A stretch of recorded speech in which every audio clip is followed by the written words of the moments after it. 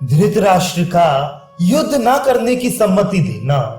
धृतराष्ट्र ने पूछा, संजय, जो पांडवों के लिए मेरे पुत्र की सेना से युद्ध करेंगे, ऐसे किन किन वीरों को तुमने युधिष्ठिर की प्रसन्नता के लिए वहां आए हुए देखा था?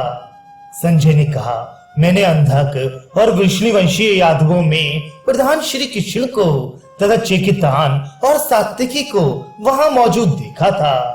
ये दोनों सुप्रसिद्ध महारथी अलग अलग एक एक अक्षौणी सेना लेकर और पांचाल नरेश द्रुपद अपने 10 पुत्र सत्यजित और धृष्टद्युम्न आदि के सहित एक अक्षौणी सेना लेकर आई हैं। महाराज विराट भी शंख और उत्तर नामक अपने पुत्र तथा सूर्यदत्त और मद्राक्ष इत्यादि वीरों के साथ एक अक्षौणी सेना लेकर युधिष्ठिर से मिले हैं। इनके सिवा कैकेयी देश के 5 सहोदर राजा भी एक अक्षौणी सेना के साथ पांडवों के पास आए हैं।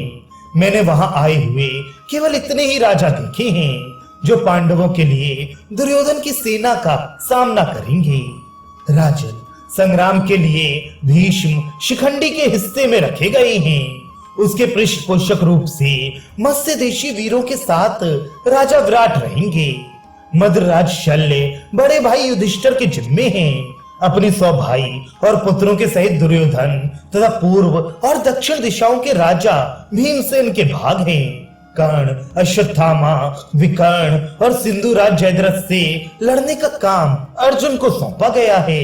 इनके सिवा और भी जिन राजाओं के साथ दूसरों का युद्ध करना संभव नहीं है, उन्हें भी अर्जुन ने अपने ही हिस्से में रखा है। कैकेयी देश के जो महान धनुर्धर 5 सहोदर राजपुत्र हैं, वे हमारे पक्ष के कैकेयी वीरों के साथ ही युद्ध करेंगे। दुर्योधन और दुशासन के सब पुत्र और राजा बृहद्दल सुभद्रा नंदन अभिमन्यु के भाग में रखे गए हैं। धृष्टद्युम्न के नेतृत्व में द्रौपदी के पुत्र आचार्य द्रोण का सामना करेंगे। सोमदत्त के साथ चेकितान का रथ युद्ध होगा और भोजवंशी कृतवर्मा के साथ सात्विकी लड़ना चाहता है। माद्री के पुत्र महावीर सहदेव ने स्वयं ही आपके साले शकुनी को अपने हिस्से में रखा है तथा माद्री नंदन नकुल ने उलूक, कैतव्य और सारस्वतों के साथ युद्ध करने का निश्चय किया है। इनके सिवा इस महायुद्ध में और भी जो राजा आपकी ओर से युद्ध करेंगे, उनके नाम ले लेकर युद्ध करने के लिए पांडवों ने योद्धाओं को नियुक्त कर दिया है।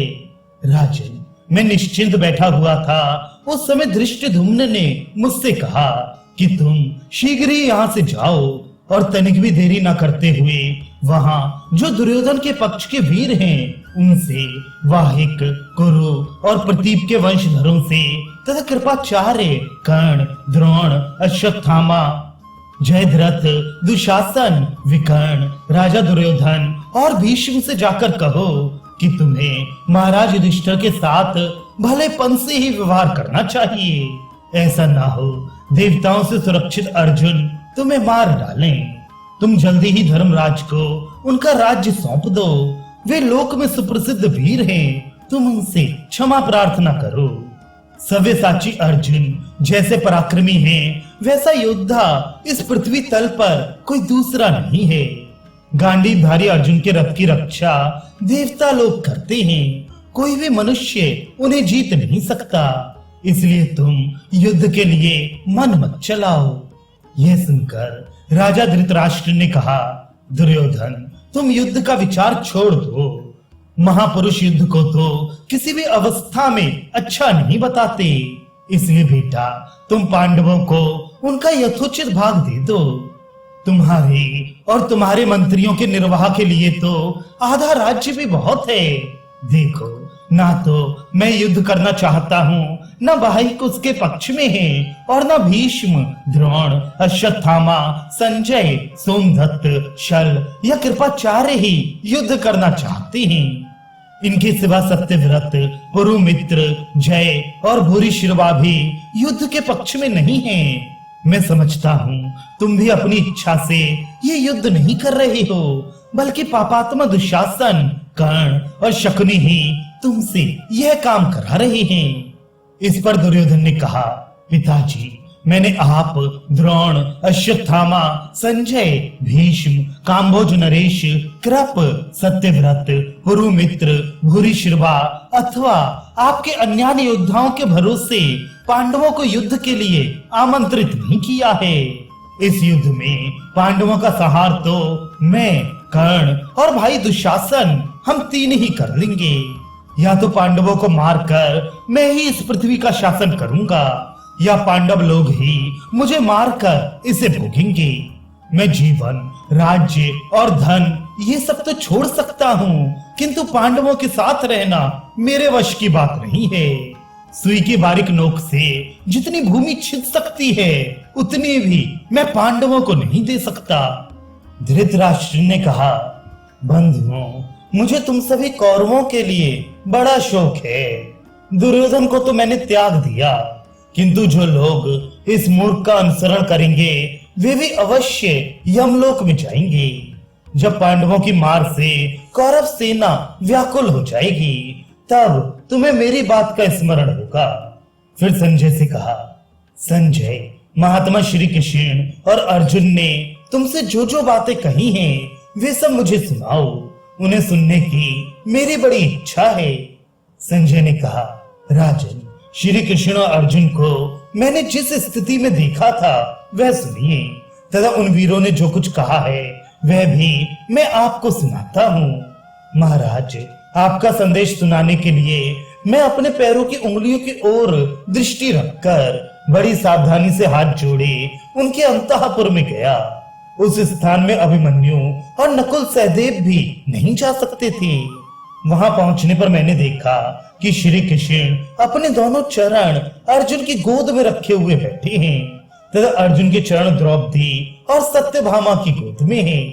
अर्जुन ने बैठने के लिए मुझे एक सोने के पादपीठ अर्थात पैर रखने की चौकी दी। मैं उसे हाथ से स्पर्श करके पृथ्वी पर बैठ गया। उन दोनों महापुरुषों को एक आसन पर बैठे देखकर मुझे बड़ा भय मालूम हुआ और मैं सोचने लगा कि मंदबुद्धि दुर्योधन कर्ण की बकवाद में आकर इन विष्णु और इंद्र के समान वीरों के स्वरूप को कुछ नहीं समझता। उस समय मुझे तो यही निश्चय हुआ कि ये दोनों जिनकी आज्ञा में रहते हैं उन धर्मराज युधिष्ठिर के मन का संकल्प ही पूरा होगा। वह अन्नपान आदि से मेरा सत्कार किया गया। फिर आराम से बैठ जाने पर मैंने हाथ जोड़कर उन्हें आपका संदेश सुनाया। इस पर अर्जुन ने श्री कृष्ण के चरणों में प्रणाम करके उसका उत्तर देने के लिए प्रार्थना की। तब भगवान बैठ गए और आरंभ में मधुर किंतु परिणाम में कठोर शब्दों में मुझसे कहने लगे, संजय, बुद्धिमान धृतराष्ट्र, कुरुवृद्ध भीष्म और आचार्य द्रोण से तुम हमारी ओर से यह संदेश कहना। तुम बड़ों को हमारा प्रणाम कहना और छोटों से कुशल पूछकर उन्हें यह कहना कि तुम्हारे सिर पर बड़ा संकट आ गया है, इसलिए तुम अनेक प्रकार के यज्ञों का अनुष्ठान करो, ब्राह्मणों को दान दो और स्त्री पुत्रों के साथ कुछ दिन आनंद भोग लो। देखो, अपना चीर खींचे जाते समय द्रौपदी ने जो हे गोविंद ऐसा कहकर मुझ द्वारकावासी को पुकारा था, उसका ऋण मेरे ऊपर बहुत बढ़ गया है। वे एक क्षण को भी मेरे हृदय से दूर नहीं होता। भला जिसके साथ मैं हूँ उस अर्जुन से युद्ध करने की प्रार्थना ऐसा कौन मनुष्य कर सकता है जिसके सिर पर काल ना नाच रहा हो। मुझे तो देवता, असुर, मनुष्य, यक्ष, गंधर्व और नागों में ऐसा कोई भी दिखाई नहीं देता जो रणभूमि में अर्जुन का सामना कर सके। विराट नगर में तो उसने अकेले ही सारे कौरवों में भगदड़ मचा दी थी और वे इधर उधर चंपत हो गए थे। यही इसका पर्याप्त प्रमाण है। बल, वीर, तेज, फुर्ती, काम की सफाई, अविषाद और धैर्य, ये सारे गुण अर्जुन के सिवा और किसी एक व्यक्ति में नहीं मिलते। इस प्रकार अर्जुन को उत्साहित करते हुए श्री कृष्ण ने मेघ के समान गरज कर ये शब्द कहे थे,